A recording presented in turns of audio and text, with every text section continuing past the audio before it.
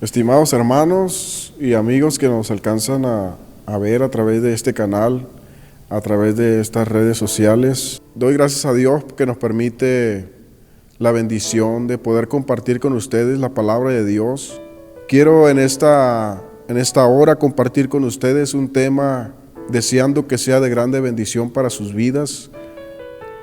Y tiene la base bíblica, está en el libro del Apocalipsis, capítulo 2, versículo 1, y una parte también del versículo 2. Dice la palabra de Dios: escribe al ángel de la iglesia en Éfeso, el que tiene las 7 estrellas en su diestra, el que anda en medio de los 7 candeleros de oro, dice esto: yo conozco tus obras y tu arduo trabajo. Vamos a hacer una oración, queridos hermanos y amigos que nos alcancen a ver en esta transmisión. Oremos en el nombre de Jesucristo. Señor Dios, Padre Todopoderoso, bendito sea tu nombre, Señor, Dios de la gloria. Te damos gracias, Señor, por esta bendición que tú nos das de compartir tu palabra a través de las redes sociales, deseando, Señor, que esta palabra sea de bendición para la vida de aquellos que nos alcancen a escuchar, Señor, en el nombre de Jesucristo. Habla, Señor, a nuestras vidas a través de tu palabra. En el nombre de Jesús, amén. Quiero compartir con ustedes un tema al cual le he titulado El que anda en medio de los candeleros. Dice la palabra de Dios entonces en el primer versículo, un versículo corto, pero también hay un mensaje muy importante, una enseñanza muy especial para nosotros. Dice la palabra de Dios: escribe al ángel de la iglesia. El saludo está dirigido al ángel de la iglesia en Éfeso, iglesia que se encontraba en un lugar llamado Éfeso, aunque en realidad no hay duda de que la carta está designada a toda la iglesia en general. Pero aquí nos dice: escribe al ángel, escribe al ángel. Y un ángel en realidad es un mensajero. Es un mensajero que Dios envía a su pueblo. Es decir, que el ángel es el protector espiritual de la iglesia. El ángel es quien intercede por el pueblo y revela al pueblo la palabra de Dios. Esta carta era dirigida primeramente al pastor de la iglesia, pero a la misma vez a la iglesia en general. Y Dios compara al sacerdote, el dirigente o autoridad del pueblo, con el mensajero. De acuerdo al libro de Malaquías, capítulo 2, versículo 7, dice la palabra de Dios que el mensajero, el ángel, es el pastor, es el dirigente de la iglesia. Escuche lo que dice la palabra de Dios: porque los labios del sacerdote han de guardar la sabiduría, y de su boca el pueblo buscará la ley, porque mensajero es de Jehová de los ejércitos.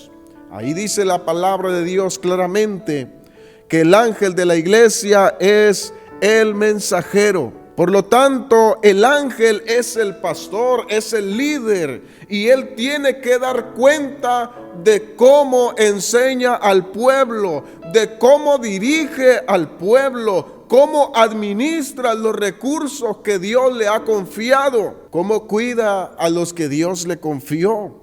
Por eso, primeramente, esta carta está dirigida al ángel de la iglesia, que es el pastor, el líder encargado de la iglesia. Entonces dice la palabra de Dios: escribe al ángel de la iglesia en Éfeso. ¿Dónde estaba situada la iglesia? En Éfeso, porque la iglesia de Éfeso fue fundada por el apóstol Pablo en su tercer viaje misionero. Esta iglesia tuvo grandes líderes, tuvo grandes privilegios espirituales, ya que por esta ciudad pasaron grandes predicadores y maestros de la época, como Timoteo, que vivió por un tiempo en ese lugar. Aquila y Priscila también vivieron allí. Apolos estuvo allí enseñando. Según historiadores, el apóstol Juan vivió allí en su vejez. Qué grandes privilegios tuvo la iglesia de Éfeso, ver aquellos grandes hombres y mujeres, siervos y siervas de Dios, entregadas al servicio de la obra de Dios.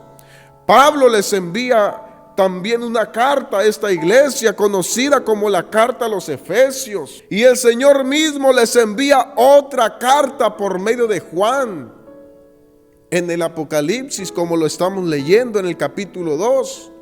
Dios les envía una carta a esta iglesia situada en Éfeso, llamada también, como aquí nos menciona la palabra de Dios en el capítulo 2, cuando Dios dice: escribe al ángel de la iglesia en Éfeso.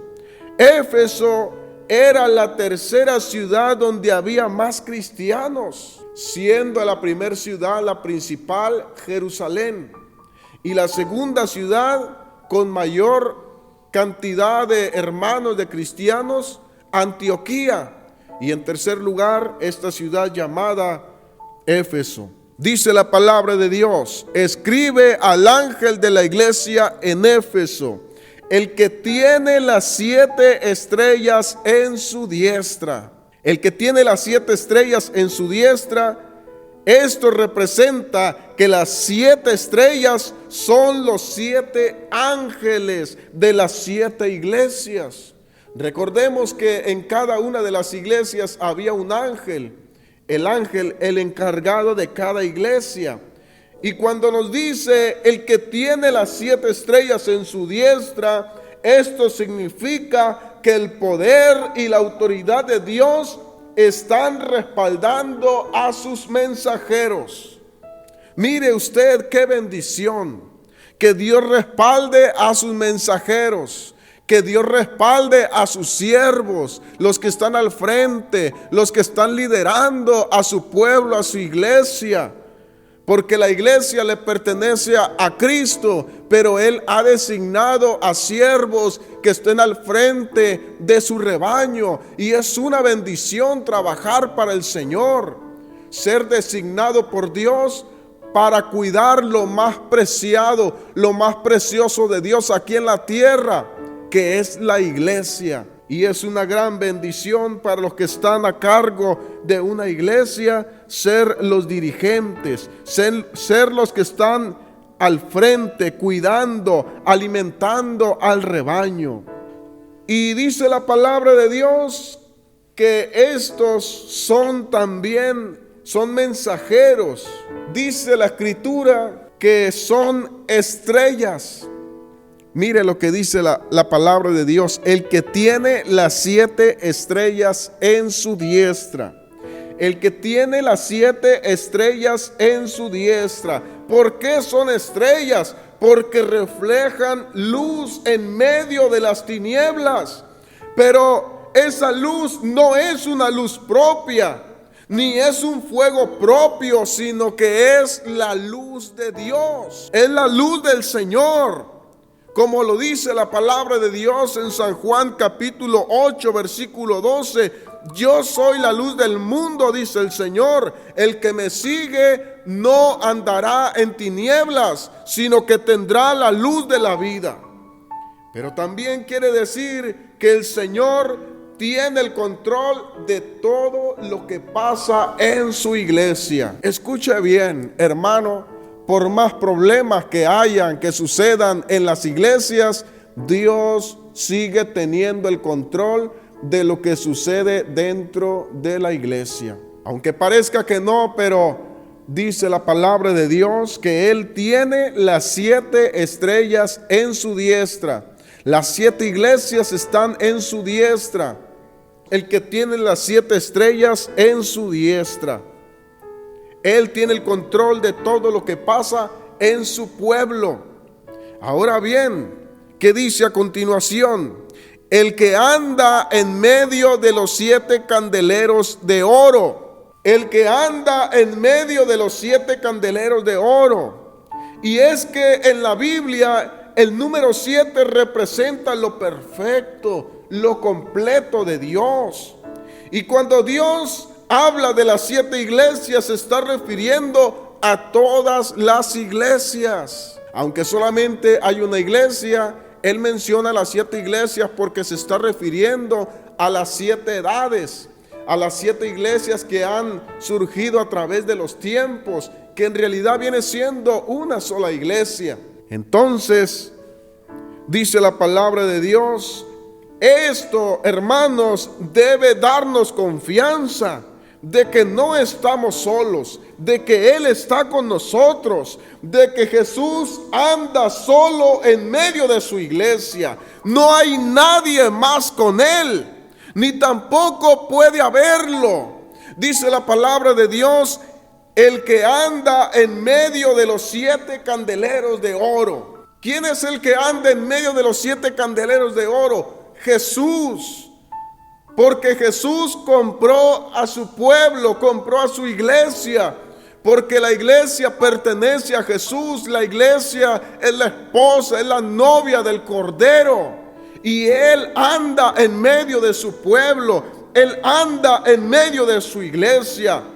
Jesús anda solo en medio de su iglesia y no hay nadie más con Él, ni tampoco puede haberlo. ¿Sabe por qué? Porque Él pagó la salvación de la iglesia, habiéndola comprado a precio de sangre. La iglesia es de Él, de nadie más. Nosotros como pueblo, como iglesia, como cuerpo de Cristo, somos de Él, porque somos hechura suya, creados en Cristo Jesús para buenas obras, las cuales Dios preparó de antemano para que anduviésemos en ellas.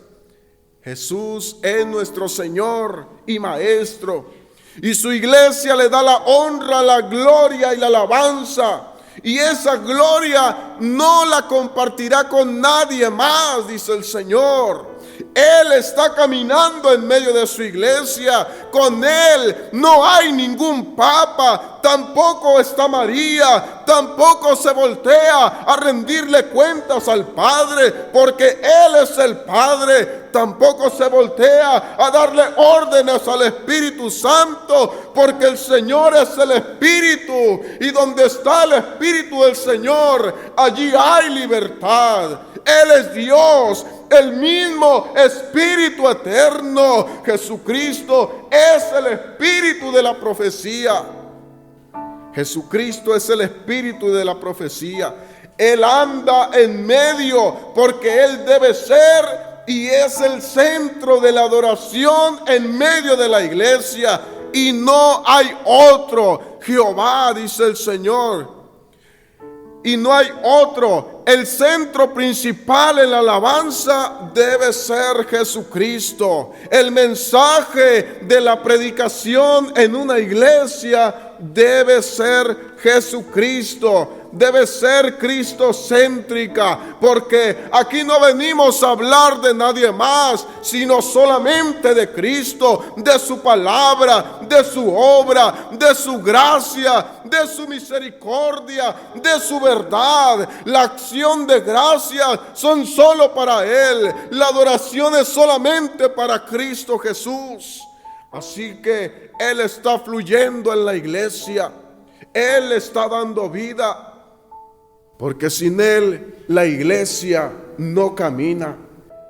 Sin Jesús, sin el Espíritu, la iglesia no se mueve, no hace nada. Él nos está dando vida. Cristo es la vida de la iglesia. La iglesia no tiene vida propia. La iglesia sin Cristo solamente es una sociedad religiosa, una denominación muerta, solamente es una organización, un club, una reunión sin sentido. Así como un cadáver bien vestido que tiene muchas joyas y dinero en sus bolsillos, sigue siendo un cadáver. Igualmente la iglesia, no importa la cantidad de programas, no importa la cantidad de actividades que tenga, sin Cristo la iglesia también es un cadáver. Pero cuando Jesucristo se está moviendo en medio de la iglesia misma llega a ser su cuerpo, llega a ser la novia, la esposa, la amada. Pueden ser 60 la reina y 80 las concubinas, pero el Señor dice: una es la paloma mía, la perfecta mía. Ella es su especial tesoro, nación santa, pueblo adquirido por Dios. Y la iglesia, hermanos, estamos sujetos a reflejar lo que es Cristo. ¿Qué es Cristo? Cristo es santidad, pureza, integridad. La iglesia manifiesta lo que Él es. ¿Qué es Él? Es amor, justicia, es misericordia. Ella es gloriosa por dentro y por fuera, sin mancha y sin arruga. Es la iglesia y solamente hay una iglesia. Jesús no nos está viendo desde el espacio. Jesús no nos está viendo desde lo alto de su trono. Dice la palabra de Dios que Él anda en medio de la iglesia. Pero no solamente Jesús está caminando por caminar en medio de su pueblo, sino que mientras Él se mueve, Él está sanando a los enfermos, Él está liberando a los cautivos, Él está rompiendo las cadenas y los yugos de pecado. Él está dando vista a los ciegos. Él está aquí para consolar. Él está aquí para libertar. Él está aquí para guiar. Él se mueve en medio de su pueblo trayendo sanidad. Y al mismo tiempo que Él se está moviendo, que Él está haciendo todo esto en su pueblo, en medio de su pueblo, en medio de la congregación, también está recorriendo la iglesia para inspeccionar, para supervisar, para vigilar el estado espiritual en que cada uno de nosotros nos encontramos. Mire todo lo que hace el Señor cuando Él se está moviendo en medio de su pueblo. Cuando dice la palabra de Dios, el que anda en medio de los candeleros, el que anda en medio de su iglesia, no solamente está caminando, sino que está haciendo todo esto. ¿Sabe por qué? Porque a esos ojos como llamas de fuego no se les escapa nada. Nuestros pensamientos, nuestras intenciones, nuestra conciencia queda al descubierto ante esos ojos como llamas de fuego que atraviesan todo nuestro ser, porque para Él no hay secretos, no hay pecado oculto en la presencia de Dios. Sin duda alguna, Él está caminando en este momento, en este lugar. Él se está moviendo, Él está verificando lo que traemos en nuestro corazón. ¿Y con qué actitud venimos a la casa de Dios? Sin duda alguna, Él lo está viendo. Cuán reverentes somos en la presencia de Dios. ¿Con qué actitud venimos a la casa de Dios, al culto? Si escuchar palabra de Dios, o venimos a pasar el rato, o venimos quizá por un cumplir. Él está viendo con qué intención venimos a su casa. Él está viendo lo que traemos en nuestro corazón, con qué actitud venimos. Él mira la reverencia, Él mira el respeto, el temor que su pueblo demuestra en su presencia. La calidad de adoración que nosotros traemos delante de Él. Él nos está examinando. Él nos está examinando. Él está inspeccionando nuestro corazón, nuestra mente. La pregunta es, ¿le estamos agradando? ¿Le agradamos a Dios con la actitud que venimos a la casa de Dios? ¿Le estamos agradando? Pero quiero mencionarles quiero decirles que antes de proceder a juzgar al mundo, Él está juzgando a su iglesia. Pues dice la palabra de Dios que es necesario que el juicio comience por la casa de Dios.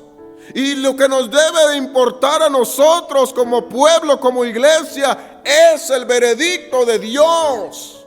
De nada sirve que una iglesia sea alabada por los hombres, pero reprobada por Dios. Lo que importa es lo que Dios piensa de nosotros. Eso es lo que realmente importa en el camino de Dios. ¿Qué es lo que Dios piensa de nosotros? ¿Qué es lo que Dios piensa de mí? ¿Qué es lo que Dios piensa de ti? Dice la palabra de Dios que anda en medio de los 7 candeleros de oro. Y la iglesia es el candelero, es la luz, es la antorcha, es la lámpara que debe de alumbrar. La iglesia es el candelero, pero no cualquier candelero, sino un candelero de oro puro, hecho a mano, martillado. Porque así mandó Dios que se construyera el candelero de oro. Dios le manda a Moisés cómo debe de ser ese candelero. Dios le manda a Moisés: construirás un candelero de oro puro, pero lo vas a hacer hecho a mano, martillado, a martillazos. Y ese candelero de oro puro, hermano, representa la iglesia, representa su pueblo, que significa que la iglesia está siendo procesada por luchas, por pruebas, por tribulaciones, por persecuciones. La iglesia está experimentando los sufrimientos de Cristo. Como Él experimentó en su cuerpo sufrimiento, también nosotros estamos destinados como oveja al matadero. La iglesia a través de los tiempos ha sufrido mucho, pero no cobra venganza, ni tampoco causa sufrimientos a otros. Y cada golpe que recibe con ese martillo, con ese proceso, cada golpe que recibe el oro o la iglesia al ser martillado, la hacen más hermosa, porque le van dando forma, una forma en la cual se parece más a su Señor. Le va dando forma en medio de las pruebas y las aflicciones de esta vida, como una joya hermosa y valiosa. Dice la palabra de Dios en la primera carta que escribe el apóstol Pedro, capítulo 1, versículos 6 y 7. Si es necesario, tenéis que ser afligidos por diversas pruebas. Dice la palabra de Dios en la primera carta que escribe el apóstol Pedro, capítulo 1, versículos 6 y 7. Es necesario, tenéis que ser afligidos por diversas pruebas, para que sometida a prueba vuestra fe, mucho más preciosa que el oro, el cual, aunque perecedero, se prueba con fuego, sea hallada en alabanza, gloria y honra cuando se manifieste Jesucristo. Así que este oro de la cual está hecha la iglesia, que representa la lucha, las pruebas, las tribulaciones, este oro no se quiebra como los otros metales cuando son procesados y que no pasan la prueba. La iglesia representa el oro que no se quiebra ante los golpes de la vida, ante las tribulaciones, ante las persecuciones. La iglesia va a soportar y va a perseverar hasta el fin, y las puertas del Hades no prevalecerán contra ella, porque es la iglesia de Cristo. Dice un proverbio chino que el verdadero oro no le teme al fuego. El verdadero oro no le teme al fuego. Pues dice la escritura, Hechos 22:14, que es necesario que a través de luchas y pruebas entremos al reino de los cielos. Y nosotros como iglesia, como pueblo de Dios, estamos casados con Él y no con el mundo.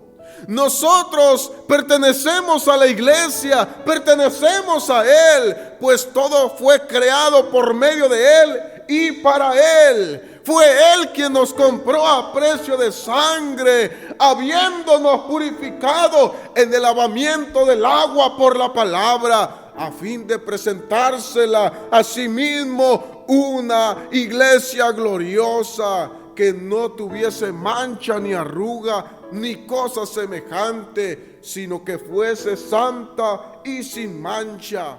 Este Jesús es quien anda solo en medio de la iglesia. Es Dios en ella, obrando así el querer como el hacer por su buena voluntad.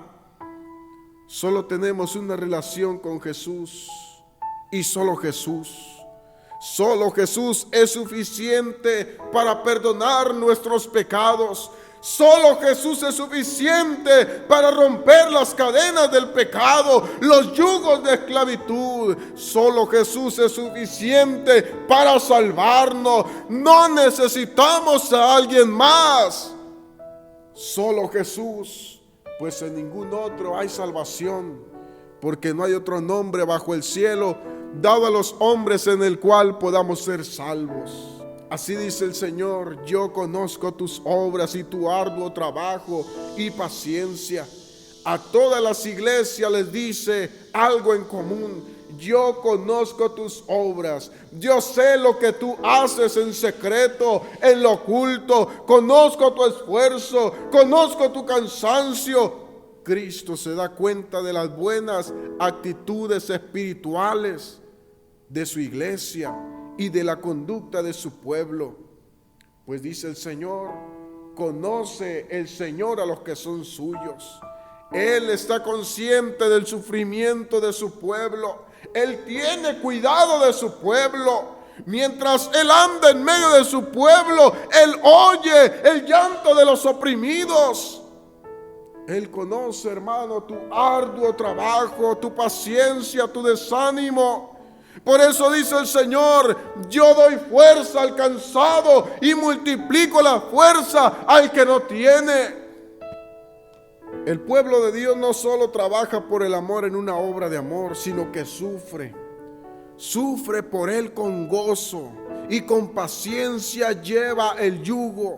Dice la palabra de Dios, el salmista lo expresa de la siguiente manera: hubiese yo desmayado si no creyere que veré la bondad de Jehová en la tierra de los vivientes. Esta es la esperanza y la fe que nos mantiene de pie, que un día le veremos cara a cara, tal y como Él es. Y dice la palabra de Dios que Él enjugará nuestras lágrimas, y ya no habrá más muerte, ni clamor, ni dolor, porque esta vida está llena de afanes y tristeza, pero eso habrá terminado. Esta primera iglesia sufrió grande persecución y tuvieron que trabajar muy duro para predicar el evangelio, pues el pueblo de Dios siempre ha sido perseguido. Siempre ha sido perseguido, así como en el principio Caín persiguió y mató a Abel, porque éste agradó a Dios. Luego Ismael, quien atormentaba y peleaba con el hijo de la promesa, con su hermano Isaac. Y en el Nuevo Testamento vemos a Judas traicionando a Jesús, mientras que las sectas religiosas del primer siglo intentaron destruir a los primeros creyentes. Pero nuestra fe y nuestra confianza está en el que anda en medio de los candeleros, porque Él tiene cuidado de su iglesia. Así que, hermanos, acerquémonos pues confiadamente al trono de la gracia para hallar misericordia y alcanzar gracia para el oportuno socorro. Estimados hermanos, mi deseo es que el Señor les bendiga, que Dios les guarde. Esperamos que esta palabra haya sido de bendición para su vida. Sin antes mencionarle que le invito para que se suscriba a este canal, que le dé like a este video y que lo comparta para que llegue a más pueblo de Dios esta palabra, para que sea de grande bendición para sus vidas. Nuestro deseo es que el Señor les bendiga y que Dios les guarde.